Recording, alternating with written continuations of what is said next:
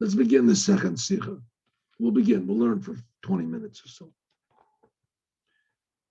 All right, this week's Torah portion talks about, in the beginning, it begins with the story of Nadav and Avihu and the two sons of Aaron that tragically and entered into the holy temple uninvited, improperly. We learned about that in the Chumash class also. But in the end, strangely, it talks about what animals are kosher and what animals are not kosher.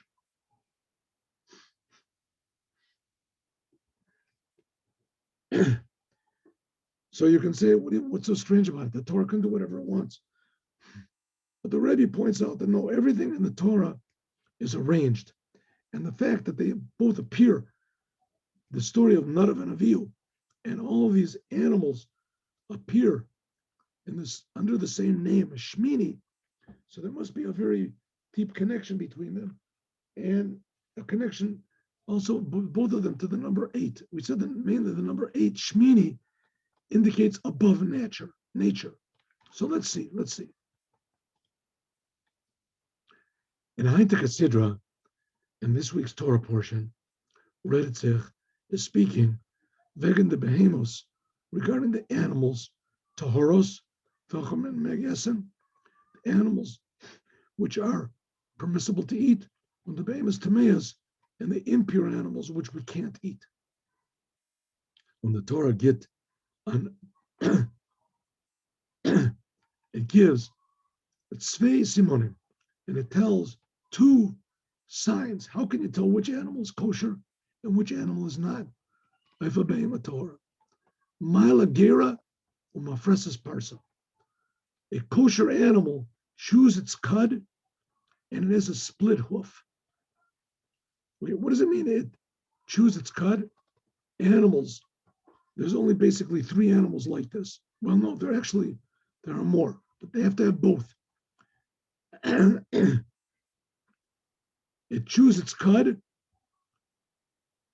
It has several stomachs, and it eats quickly, and it doesn't digest its food, doesn't even chew it, just brings it down into this first stomach. And then it regurgitates it and brings it back up to the mouth so it can chew it. That was male. It brings up gera. It brings up what is it called? It's cud, right? Chew its cud. It brings up its cud, this food that it swallowed, and chews it again, and then swallows it again. Some say that this is a sign that because these animals, the animals that are kosher are only 3 animals that are kosher. There's also things which are called chayas.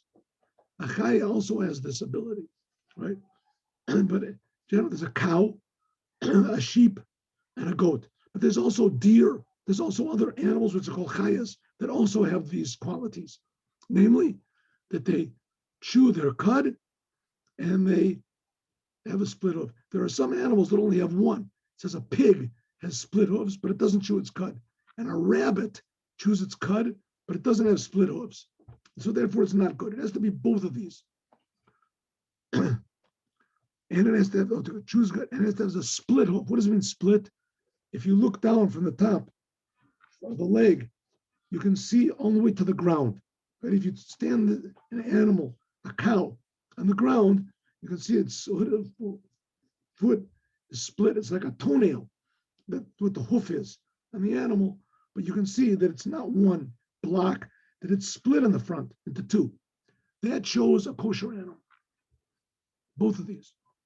This means that which is a sign that an animal chews its cud and has a split hoof, this I'm sorry. Mafis Pasa is a Torah, makes it pure. Similar, the opposite. If they don't have both of these signs, then this shows that they're not kosher.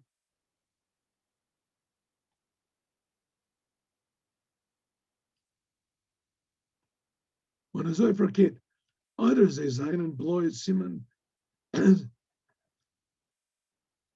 Zayzainen, below Simonim Bevorim. Oh, okay. So now we can say, what is it? What does this mean? Does it mean that because it chooses its cud and it has a split hoof, this makes it kosher? Or maybe we'll say, no, the animal is kosher. And there's just signs that God makes to show that they're kosher, namely that they chew their cud and split their hooves. So, I mean, is that logical that chewing a cud and splitting hooves, that makes the animal kosher? So, yeah, some people say yes, that this is what causes the animal to be kosher. And if for some reason you would have a pig that chews its cud and has split hooves, then we would say maybe it's not a pig, maybe it must be a kosher animal, it must be a sheep that looks like a pig. But if it has split hooves and chews its cud, then that makes it kosher. Or maybe we say, no. If a pig has those things, it doesn't make it kosher. It has to be a sheep, and the sheep has to have these signs. If it doesn't have the sign, then even though it's a sheep, it's not kosher. So do the signs make it kosher? Or is it just a sign? Is this just an indication that the animal is kosher? They're just an indication on it that it is. So we'll see. Makes a big difference to us. We'll see. In our personal lives. Thus says this means as the tahara that the animal, the purity of the animal isn't because of any other reasons. No, only in order that we should know which animal is tar, is pure. Therefore, God, He put signs on the animal so that we should know that it's kosher. But it's not that the chewing the cud makes it kosher. It just allows us to know that it's kosher. What's the difference between the two? The law is, and the Rebbe is going to show, and mainly he's going to show what this is relevant to us, because that's the thing of Chassidut wants to show how everything in the Torah, in fact, everything in the world, is coming to show us how to serve God and appreciate God better. So we'll see. The law is that everything that comes from a pure, permissible animal is permissible. A sheep gives birth to an animal, we know it's going to be Chach er hat nit kein simony tahara, wie zum Beispiel. For instance, even if it doesn't have any, let's say a sheep gives birth to an animal that doesn't chew its cud and it doesn't have split hooves. So we say, Torah kalutos. What if a sheep gives birth to a baby and that baby, his hooves are closed, they're not split? Even though that he has no signs, but because it comes from a pure animal, so therefore he's pure. If we say that no, these signs is what makes it animal kosher, if we say that these signs of being chewing the cud and split hooves, this is only just a sign that makes it clear, so therefore it's understandable why we can say that what comes from a kosher animal is kosher, because the main thing is that it comes from a kosher animal. If we know for sure it comes from a kosher animal, it's kosher, even though it doesn't chew its cud. Vibalt, air is yotzimi Torah, it comes from a kosher animal, so therefore it's kosher.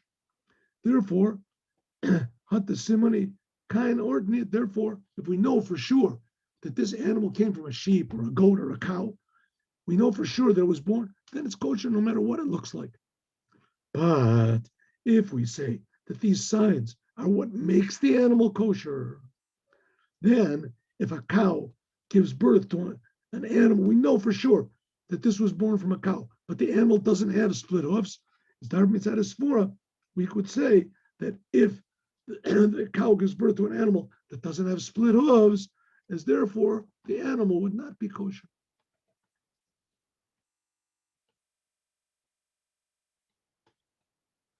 The Rebbe is going to show how these signs can make a person kosher also. We'll see in a second. Und das, was der din is, as Tor is mitzad gezeres akasam. And that what it says, that why an animal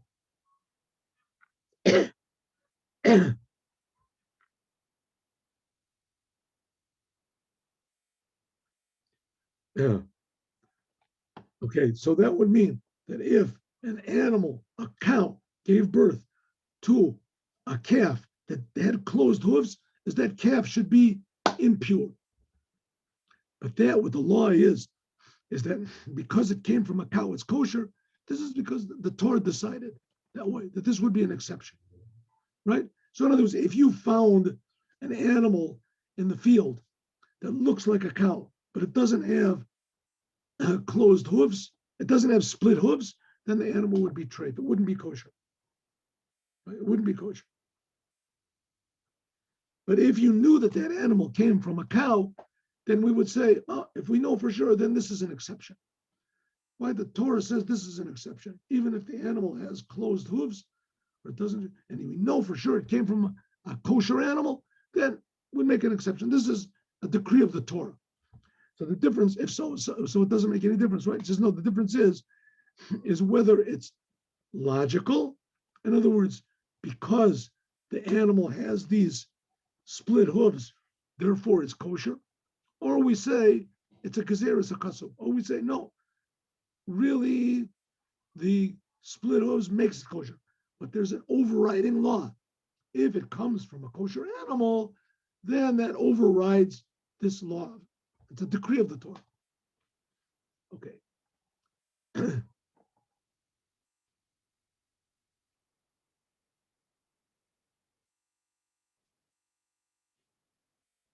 A big difference is, but there's more of a difference. If we say that this is just a decree of the Torah, if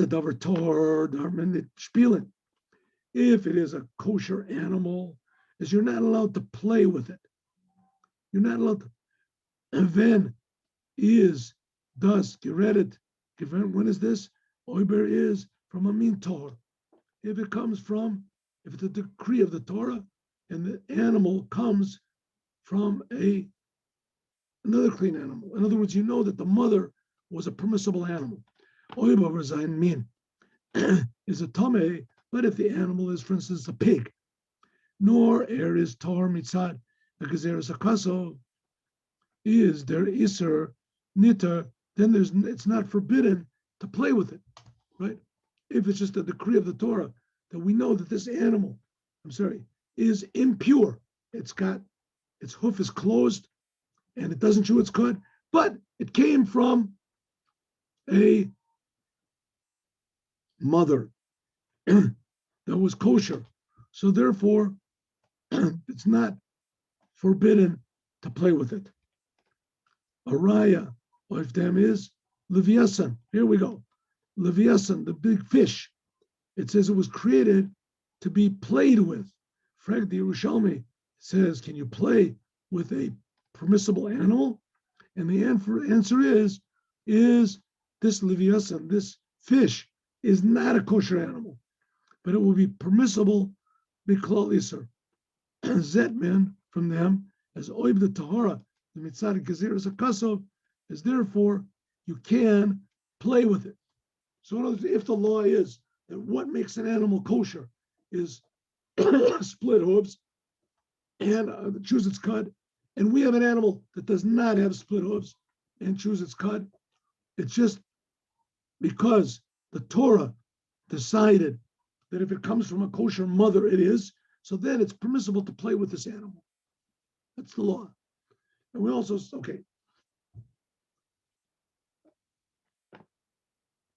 says the Rebbe, there are many proofs that the signs of being kosher, this causes the animal to be kosher, right? Even though it doesn't make much sense, but what makes an animal kosher is if it chews its cud and it has split hooves.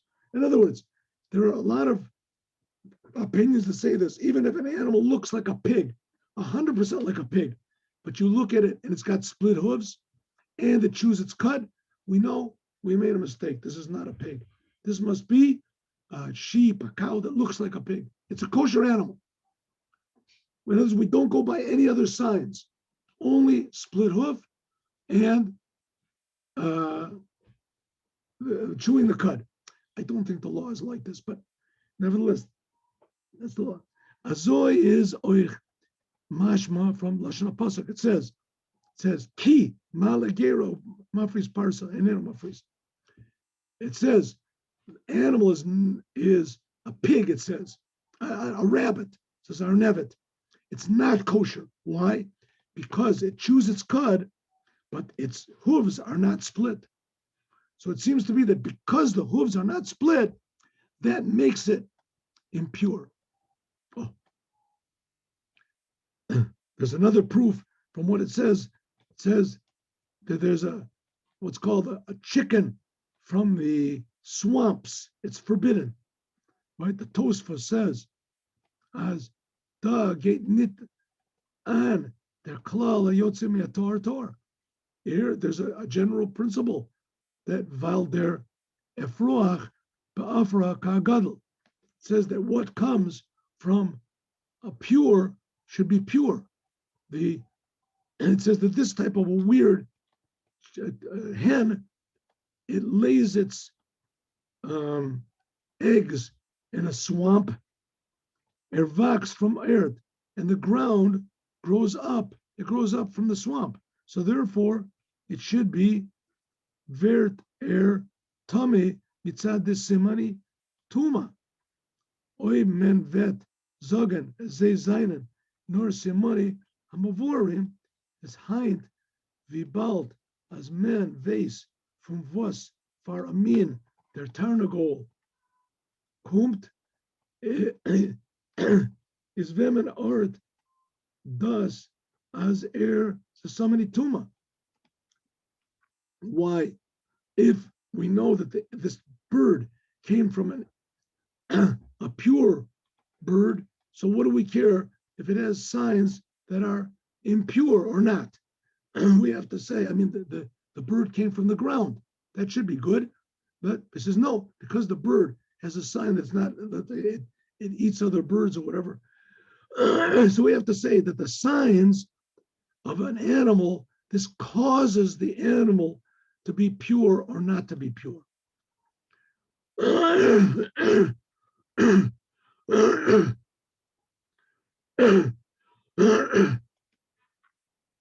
Okay, after all that, we have to decide, what is this connected to us?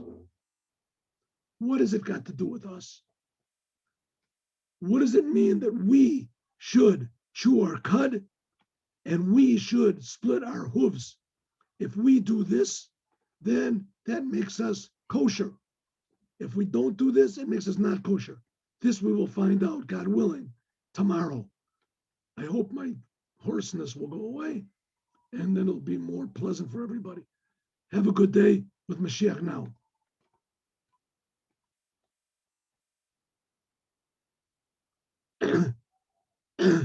Just one moment, 1 minute. Not so fast. I almost forgot. Let's do the Oatmeal. We do it every day.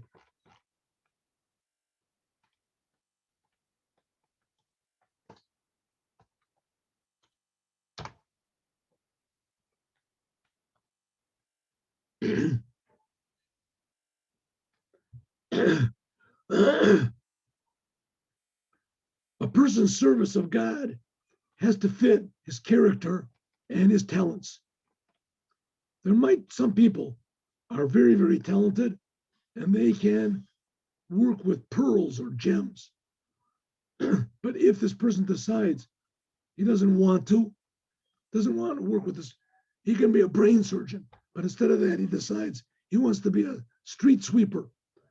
Even though sweeping the streets or baking bread is very important, but this person, if he's got the ability to be a brain surgeon or he can work with gems or whatever, that's considered to be a sin.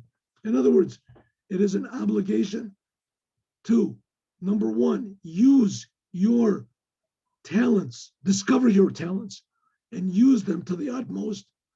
And if a person is not talented in certain, he has to realize that whatever he does do is very valuable and necessary. As we've said a lot of times, that it could be, this I've read from the writings of Dr. Viktor Frankl. He brings out that it could be that sometimes a janitor in the hospital can cure more people than the doctors do. Because the doctors, they just cure a person physically, they take care of the disease that a person has, the disability, they make an operation, and that's it. And the janitor, he goes into the room and he speaks to the people. How are you this morning, Mr. Jones? How are you feeling today, Mr. Maybe can I talk to the nurse for you? Is everything all right? Maybe like I can speak to maybe like a glass of water. I'll talk to the nurse. And he makes you feel like you're a human being, right? And what's new? How are your children? Children came visit you. You're a lucky man to have such nice children, etc. Right? He can do more than the doctor does. But on the other hand, the person that has the ability to be the doctor and he decides he wants to be a floor sweeper, as it's considered to be a sin. A doctor heals people in ways that a floor sweeper cannot do. Have a good day with Moshiach now.